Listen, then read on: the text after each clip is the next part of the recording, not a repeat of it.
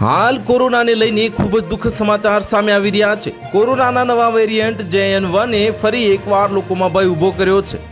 આ નવા વેરિયન્ટના 257 કેસ દેશમાં નોંધાયા છે તો ગુજરાતમાં હાલ 7 કેસ નોંધાયા છે। આ એક અઠવાડિયાની અંદર જ રાજ્યમાં 6 નવા કેસ નોંધાયા છે। જો કે છેલ્લા એક સપ્તાહમાં ગુજરાતમાં કોરોનાથી એક દર્દી સ્વસ્થ પણ થયું છે। જો કે વર્ષ 2020થી અત્યાર સુધી ગુજરાતમાં કોરોનાની 12.81 લાખ કેસ નોંધાયા છે। 2020થી અત્યાર સુધીમાં રાજ્યમાં કોરોનાથી 11,000થી વધુ મોત થયા છે। ત્યારે હવે ગુજરાતનું તંત્ર ફરી એલર્ટ મોડ પર આવી ગયું છે અને તકેદારીના પગલાં લેવાઈ રહ્યા છે। સૌથી વધુ કોરોનાના કેસ કેરળમાં નોંધાયા છે, જે 95 એક્ટિવ કેસ છે। તે પછી બીજા નંબરે તમિલનાડુના 66 એક્ટિવ કેસ છે। આ સાથે લિસ્ટમાં ગુજરાત 6ઠ્ઠા ક્રમે છે। ફરી એકવાર કેરળ, તમિલનાડુ અને મહારાષ્ટ્રમાં કોરોનાના દર્દીઓ ઝડપથી વધવા લાગ્યા છે।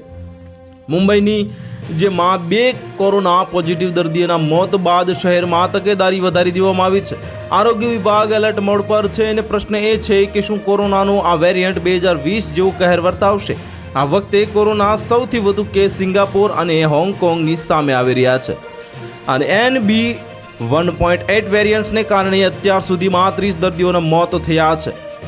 આરોગ્ય મંત્રાલયના જણાવ્યા અનુસાર દેશમાં કોરોનાની સ્થિતિ નિયંત્રણમાં છે। તો આરોગ્ય મંત્રાલયે સોમવારે કોરોના વાયરસ પર ઉચ્ચ સ્તરીય સમીક્ષા બેઠક બોલાવી હતી અને બેઠકમાં દેશમાં કોવિડ-19ની વર્તમાન પરિસ્થિતિની વિગતવાર સમીક્ષા કરવામાં આવી હતી।